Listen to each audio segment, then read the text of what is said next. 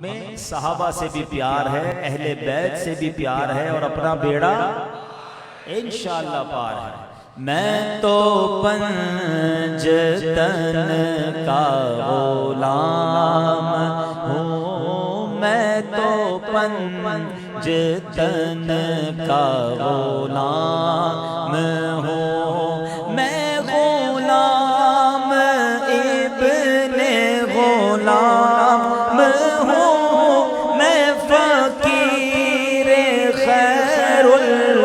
انام ہوں، میں تو پنجتن کا غلام ہوں، میں تو پنجتن کا غلام۔ مجھے عشق ہے تو خدا سے ہے، مجھے عشق ہے تو رسول سے، یہ کرم ہے سارا بطول کا، میرے منہ سے آئے مہک صدا، جو میں نام لوں تیرا جھوم کے، میں تو پنجتن کا مل کر ہوں، میں تو پنجتن کا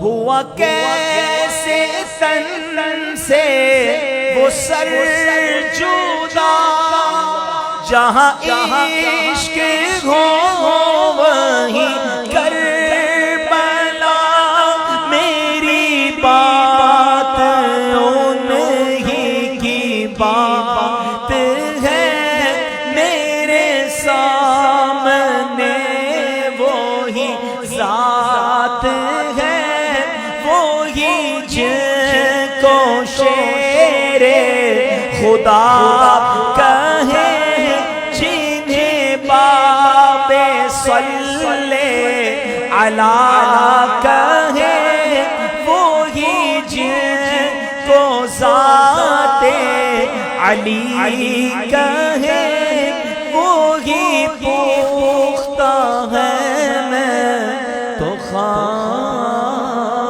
ہوں، میں تو پنجتن کا غلام ہوں، میں تو پنجتن کا غلام ہوں۔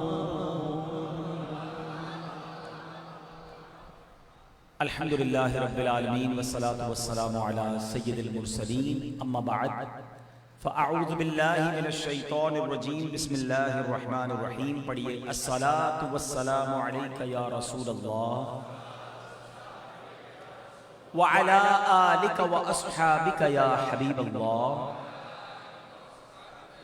الصلاة والسلام علیک یا نبی اللہ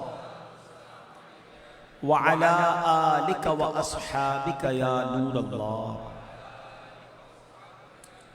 نبیت سنت الاعتکاف۔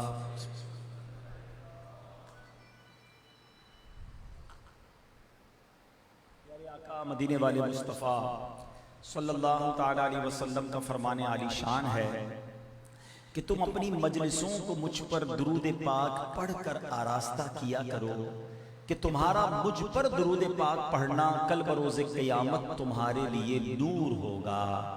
آئیے مل کر درود پاک پڑھ لیں، صلو علی الحبیب صلی اللہ تعالی علی محمد صلی اللہ علیہ وسلم۔ پنجتن پاک کربلا والے جن سے ہمیں بے حد پیار ہے، اور جن کی ایصال ثواب کے لیے محفل سجائی گئی، مگر کربلا کا یہ جو واقعہ ہے یہ ہمیں پیغام کیا دیتا ہے؟ کئی بار یہ واقعہ سنا، ان کی محبت کا مظہار بھی کرتے ہیں، گھر میں نیاز بھی بناتے ہیں، لنگر بھی بناتے ہیں، منقبتیں بھی پڑھتے ہیں، بہت اچھی بات، مگر and of the day Karbala کے اس واقعے کے بعد ہم نے سیکھا کیا؟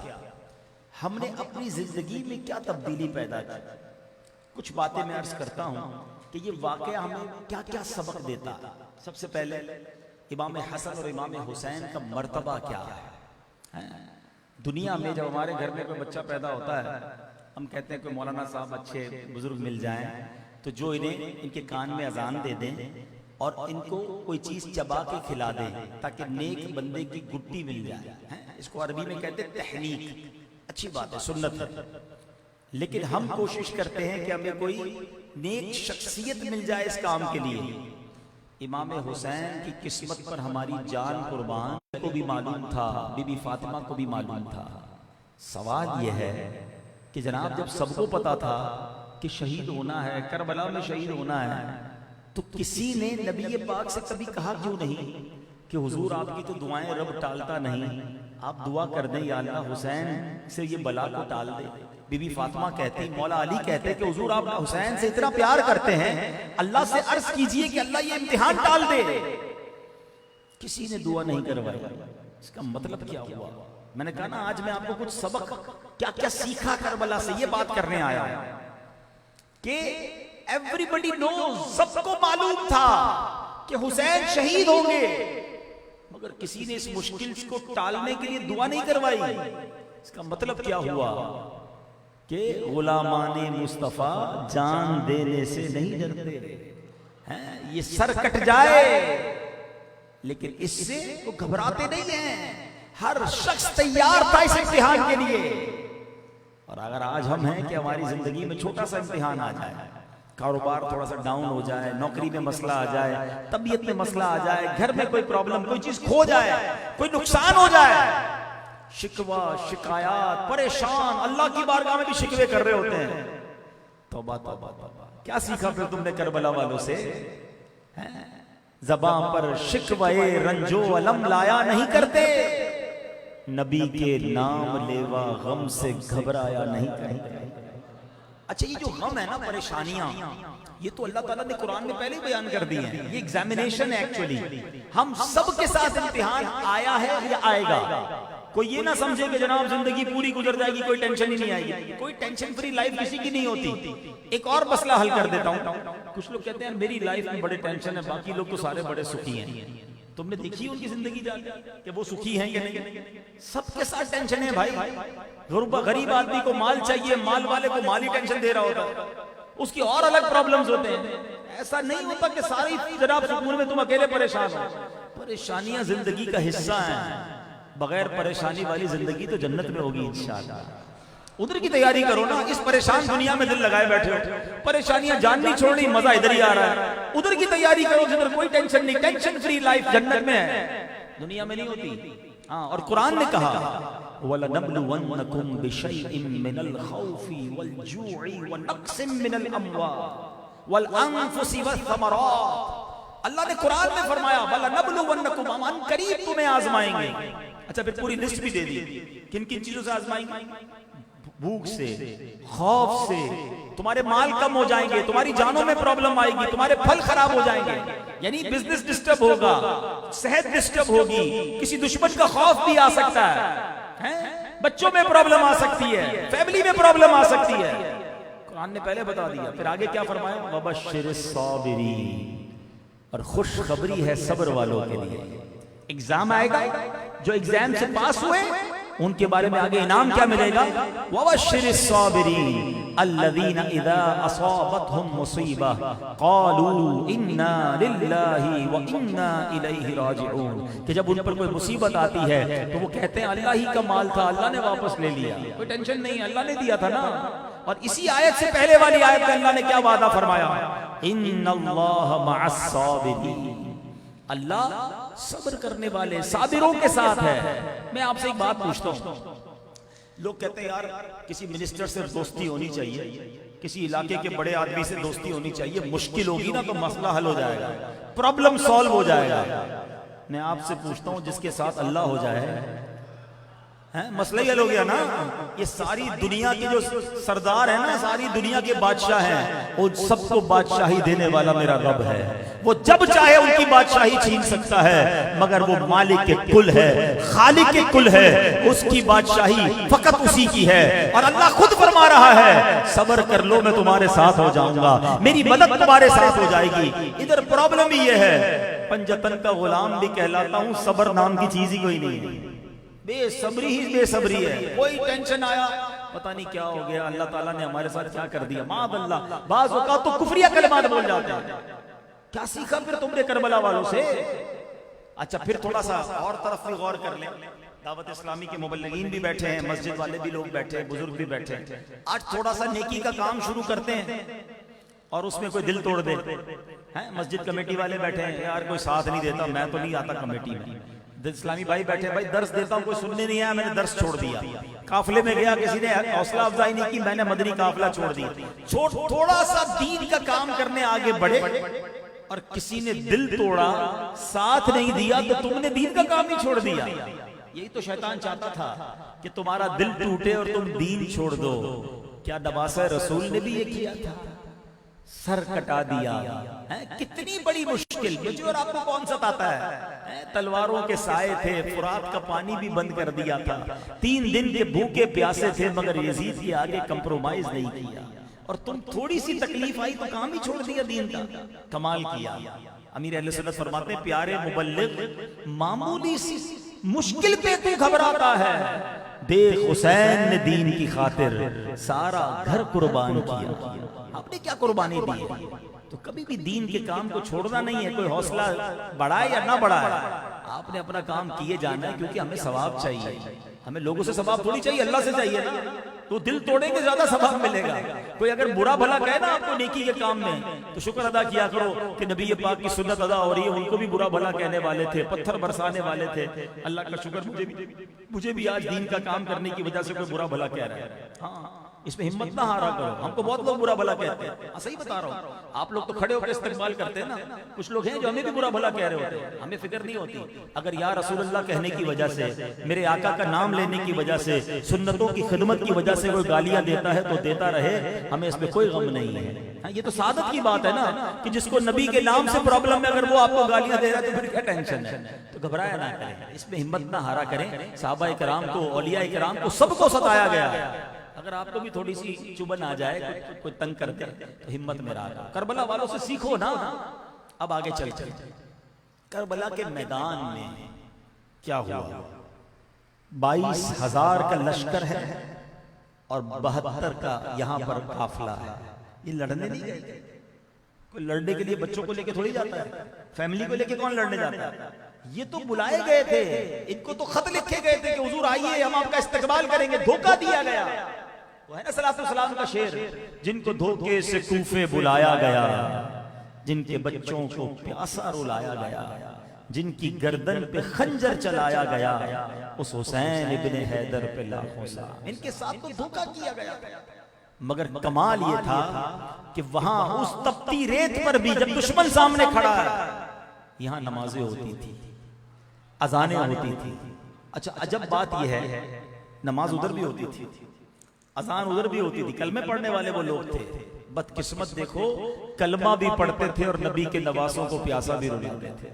کیسا ظالم زمانہ تھا، کیسے ظالم لوگ تھے۔ لیکن یہاں ایک چھوٹی سی بات اشارتاً کہہ کے نکل جاؤں گا، عقل مندوں کے لیے اشارہ کافی ہے، کہ جب 22,000 کی نماز ہو رہی تھی، جماعت ہو رہی تھی، تو یہ امام حسین 72 کی جماعت الگ کیوں کر رہے تھے؟ تو یہ بات سمجھ آ جائے کہ بڑی جماعت کتنی بھی بڑی ہو، اگر امام کے دل میں عشق رسول نہیں تو میرا امام بھی ان کے پیچھے نماز نہیں پڑھتا۔ ہاں بڑی جماعت دیکھ کر نہ گھبرا جایا کرو، یہ دیکھو امام کون ہے، عشق رسول ہے کہ نہیں، ہمیں اسی کے پیچھے نماز پڑھنی ہے۔ کربلا کے میدان کی اس جماعت نے ہمیں سکھا دیا۔ اب آگے چلتے ہیں، رات میں کیا ہوتا تھا اسی کربلا کے میدان میں؟ یہاں خیموں میں تلاوت ہوتی تھی، دعائیں ہوتی تھیں، اللہ کو یاد کیا جاتا تھا۔ یزیدی خیموں میں ناچ ہوتا تھا، گانے ہوتے تھے، میوزک ہوتا تھا، بے حیائی ہوتی تھی۔ اے حسینی کہلانے والو، آپ سے پوچھتا ہوں ہماری راتوں میں کیا ہو رہا ہے؟ ہم راتوں میں تلاوت کر رہے ہیں، نمازیں پڑھ رہے ہیں، دعائیں کر رہے ہیں، یا فلمیں ڈرامے دیکھ کر رات کو سوتے ہیں؟ بتاؤ کس کے طریقے پر زندگی ہے، یزیدی یا حسینی؟ اپنے آپ سے پوچھو۔ کہتے تو پنجتن کا غلام ہوں، طریقے سارے یزیدیوں والے ہیں، کل کیا جواب دو گے امام حسین کو؟ صرف لنگر بنانا، کھچڑا بنانا حسینی ہونا نہیں ہے۔ ضرور بنائے لنگر، ہم نیازی ہیں مگر پہلے نمازی ہیں۔ ہاں، نمازی ہے نہیں اور نیازی بنے۔ امام حسین نے وہاں نماز قضا نہیں ہوئی، کسی کی بھی نماز قضا نہیں ہوئی۔ ہماری تو لنگر بناتے بناتے ہی نماز قضا ہو جاتی ہے۔ ارے کھچڑا بنا رہا تھا اس لیے نماز چلی گئی۔ اللہ کے بندے، وہ واجب تھا، فرض تھا، نماز فرض تھی۔ تو خدا را سمجھو، کربلا کے پیغام کو سمجھو نا۔ تو یہ بات سکھا رہی ہے ہمیں کہ ہماری خلوتیں، ہماری راتیں کیا حسینی طریقے پر ہیں یا یزیدی طریقے پر ہیں؟ اچھا یہ واقعہ ہوا کیسے؟ ایک بڑا کمال کا سوال ہے کہ جب وہ کلمہ پڑھنے والے تھے، نماز پڑھنے والے بھی تھے، تو نبی پاک ہی کے نواسے کو شہید کر دیا، ان کے خاندان کو۔ کیا ان کو سمجھ نہیں تھی یہ کون ہے؟ بلکہ امام حسین نے تو عاشورہ کے دن خطبہ بھی دیا تھا اور بتایا سنو میں کون ہوں۔ What is the reason؟ بڑا کمال کا سوال ہے کہ تھا کیا ایسا کہ وہ ظالم سمجھے ہی نہ؟ اس کا جواب یہ ہے کہ ان ظالموں کی آنکھوں پر لالچ کا پردہ آ گیا، پیسے کا پردہ تھا۔ اعلان تھا کہ جو ان کو گرفتار کرے گا، ماد اللہ شہید کرے گا، اس کو اتنے پیسے ملیں گے، اس کو فلاں جگہ کی ریاست مل جائے گی، گورنری مل جائے گی۔ اس کا مطلب یہ ہوا کہ پیسے کی لالچ اور اقتدار کی ہوس وہ انسان کو اندھا کر دیتی ہے۔ تو آج کل جو یہ مال کما، دیکھو نا آج کے دور میں بھی ہم یہ سنتے ہیں نا دوائیوں میں ملاوٹ ہو رہی ہے، دماغ ہل جاتا ہے، یار کوئی دوائیوں میں ملاوٹ کر سکتا ہے؟ پیسے چاہیے، پیسے کے لیے سب کچھ کر لیتا ہے۔ آج بھی یزیدی لوگ ہیں جو خون میں ملاوٹ کرتے ہیں۔ ابھی پچھلے دنوں ایک سکینڈل ملا کہ جو بلڈ لگایا جاتا ہے مریضوں کو، اس میں بھی ملاوٹ ہے۔ یار ان کو مرنا نہیں ہے جو اس میں ملاوٹ کر رہے ہیں؟ تو وہی جواب آتا ہے، جب پیسوں کی لالچ میں امام حسین کو شہید کرنے والے شہید کر سکتے ہیں، تو ادھر پیسوں کی لالچ میں کچھ بھی کر سکتے ہیں، کرتے لوگ۔ آپ کو پتہ طواف کعبہ کے دوران جیب کٹتی ہے۔ آپ سوچو یار، یعنی کتنا ضمیر مر گیا ہوگا اس بندے کا جو اللہ کے گھر کے سامنے چوری کر رہا ہے۔ اچھا آپ کا یہ کیسے ہو سکتا ہے؟ میں آپ کے شہر کی مثال دیتا ہوں، جنازوں میں موبائل فون نکلتے نہیں نکلتے؟ ختم ہو گئی نا بات کہ میت سامنے پڑی ہے، بندہ قبر میں جا رہا ہے، اچھا قبر کے اندر برے کام ہو رہے ہیں۔ یہ کیا ہے؟ یہ وہی لالچ ہے، ہوس ہے۔ گناہوں کا ایک وقت ایسا آتا ہے کہ بندے کا دل شیطان کی مٹھی میں آ جاتا ہے۔ اللہ اس وقت سے ہمیں محفوظ فرمائے۔ کبھی اپنے آپ کو محفوظ مت سمجھنا کہ نہیں جناب یہ تو برے لوگ ہوتے ہیں، میں ایسا نہیں۔ نہیں نہیں، شیطان جب چاہتا ہے دل پکڑ لیتا ہے۔ اور یہ پتہ ہے کیسے ہوتا ہے؟ حدیث پاک کا مضمون ہے کہ جب بندہ ایک گناہ کرتا ہے نا، اس کے دل پر ایک بلیک ڈاٹ، ایک نقطہ لگ جاتا ہے، دوسرا کرتا ہے دوسرا نقطہ، تیسرا کرتا ہے تیسرا نقطہ، ایک وقت آتا ہے پورا دل ہی کالا ہو جاتا ہے۔ اب اس کے دل پر کوئی ہدایت کی بات اثر ہی نہیں کرتی ہے۔ یہ وہ اسٹیج آ جاتا ہے کہ پھر بندہ ہر بڑا گناہ کر سکتا ہے۔ تو جو روز گناہ کر رہے ہیں نا، دوستوں میں بیٹھے ہیں، برائیاں کر رہے ہیں، گندگیاں کر رہے ہیں، اور کہتے ہیں نہیں جناب میں ایسا نہیں، ایک وقت آئے گا اللہ نہ کرے کہ کہیں تمہارا دل سیاہ نہ ہو جائے۔ اے امام حسین کے چاہنے والوں، وہ محفلیں چھوڑ دو۔ ہمیں نہیں چاہیے شرابی دوست، جواری دوست، حرام کام کرنے والے، غلط باتوں کی طرف لے جانے والے، چھوڑ دو انہیں اور آ جاؤ نیک ماحول میں۔ دعوت اسلامی آپ کو آج کے دور میں بھی حسینی طریقہ بتا رہی ہے، حسینی طریقے پر زندگی گزارنا سکھا رہی ہے۔ کربلا کا میدان ایک اور پیغام دیتا ہے۔ امام حسین کی شہادت کس حالت میں ہوئی تھی؟ آپ کیا کس حالت میں تھے؟ سجدے میں۔ کس حالت میں تھے؟ اس وقت بھی سجدہ کیا جب ساری لاشیں پڑی ہیں آمنے سامنے، تلوار اٹھی ہوئی ہے۔ میسج دیا انہوں نے اپنے آقا کے امتیوں کو، میسج دیا کہ سنو، میں نے کربلا کے میدان میں بھی نماز قضا نہیں کی، تم ایسا نہ ہو گھر میں بیٹھے بیٹھے نماز قضا کر دینا۔ وہ تلوار کے سائے میں نماز پڑھیں، ہم بستر پر بیٹھے بیٹھے فجر تک چھوڑ دیتے ہیں، دکان پر ہوتے ہیں تو ظہر چلی جاتی ہے، عصر چلی جاتی ہے، اور کہتے ہیں میں پنجتن کا غلام ہوں۔ قیامت کے دن امام حسین سے ملاقات اگر ہو گئی، ہم تو چاہتے ہیں ہماری ملاقات ہو، ہم ان کے ساتھ ہی جنت میں جانا چاہتے ہیں، لیکن اگر انہوں نے سوال کر لیا کہ میں نے تو کربلا کے میدان میں بھی نمازیں پڑھی، میرے پورے خاندان نے پڑھی، تم گھر میں نہیں پڑھتے تھے، کوئی جواب ہوگا ہمارے پاس؟ اچھا پھر شہید ہو گئے، نیزے پر سر انور کو اٹھایا گیا، ان ظالموں نے نیزے پر آپ کا سر اٹھایا، آپ کا سر مبارک الگ کر دیا تھا جسم سے. شان دیکھو میرے امام کی، آپ کا وہ سر انور بھی تلاوت قرآن کر رہا ہے. عبادت ہو تو ایسی ہو، تلاوت ہو تو ایسی ہو، سر شبیر تو نیزے پہ بھی قرآن سناتا. پیغام دیا میرے نبی کے نواسے نے رضی اللہ تعالی عنہ کہ دیکھو میرا سر کٹ گیا تھا پھر بھی تلاوت جاری تھی، مگر تم قرآن نہیں پڑھتے تھے. آؤ نا، اگر آج پکے پنجتن کی غلامی اختیار کرنی ہے تو کچھ بدل کے جائیں اس اجتماع سے، کچھ نیتیں کر کے جائیں. چونکہ یہ بیان لائیو سوشل میڈیا پر سنا جا رہا ہے، میری بہنیں سنیں گی. اس میدان کربلا نے بہنوں کو بھی پیغام دیا ہے، کیونکہ وہاں بیبیاں موجود تھیں، پردہ دار بیبیاں موجود تھیں، مگر ایک کے بعد ایک خاندان والا شہید ہوتا تھا، ان کے سر سے چادر نہیں اترتی تھی، وہ بے پردہ خیمے سے باہر نہ آئی. کربلا والیوں نے پیغام دیا کہ ہمارے سارے گھر کے مرد شہید ہو گئے، ہم نے بے پردگی نہیں کی، اور تم بازاروں میں گھومنے والی کیسے یہ کہتی ہو کہ میں پنجتن کی غلام ہوں. سنے میری مائیں بہنیں، کربلا والوں نے پردے کا درس دیا. خدا را پردے کی چادر اختیار کیجئے، با حیا بنیے. بے حیائی یہ اسلام کا طریقہ نہیں ہے، یہ ہماری صحابیات کا طریقہ نہیں ہے. تو سبحان اللہ، ایک کربلا کا واقعہ ہمیں کیا کیا درس دیتا ہے. لالچ سے بچنے کا بھی درس دیتا ہے، تو صبر کا بھی درس دیتا ہے، نمازوں کی پابندی کا بھی درس دیتا ہے، تو قرآن پڑھنے کا درس بھی دیتا ہے. سبحان اللہ. اور اسلامی بہنوں کو پردے کا بھی پیغام مل رہا ہے. اللہ کرے کہ ہم ان پنجتن کی ان اداؤں کو ادا کرنے والے بن جائیں. اور آج کے دور میں، گناہوں بھرے دور میں، دعوت اسلامی کا یہ ماحول ہے جو ہمیں پکڑ پکڑ کر حسینی طریقے کی طرف لاتا ہے کہ آئیے نماز پڑھیے، آئیے تلاوت قرآن کیجئے. اسلامی بہنوں کو اسلامی بہنیں سمجھاتی ہیں کہ پردہ کیجئے. سبحان اللہ. اس نیک ماحول سے وابستہ ہو جائیں، اور اللہ کا جتنا شکر ادا کریں وہ کم ہے کہ آنے والی جمعرات دعوت اسلامی کے 40 سال پورے ہو رہے ہیں.